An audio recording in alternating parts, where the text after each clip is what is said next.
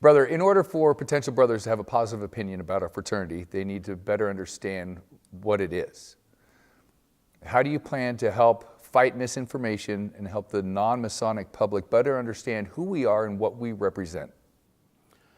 I think that we best fight misinformation by providing correct information. As an example of that, a few years back, the Grand Lodge formed a legislative task force. You know, in the early days of our fraternity in this state, if you look at the legislators and the people who worked in that environment, a huge percentage of them were Freemasons. And over time that dwindled, and over time our fraternity walked away from that institution.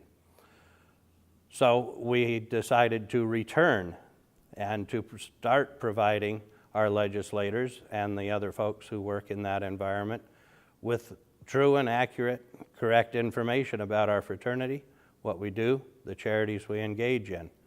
And I believe that that does more than anything else to counter misinformation.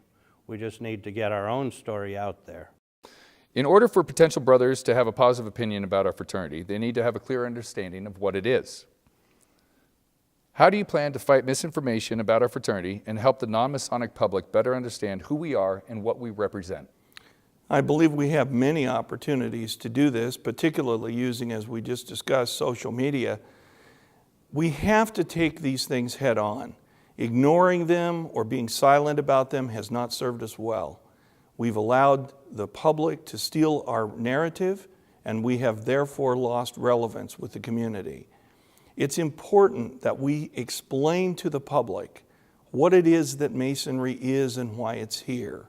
That it is a system, a peculiar system, a morality, veiled in allegory, illustrated by symbol, in order to take a very sick society, at least in the moral and ethical standpoint, and bring them back to where they belong.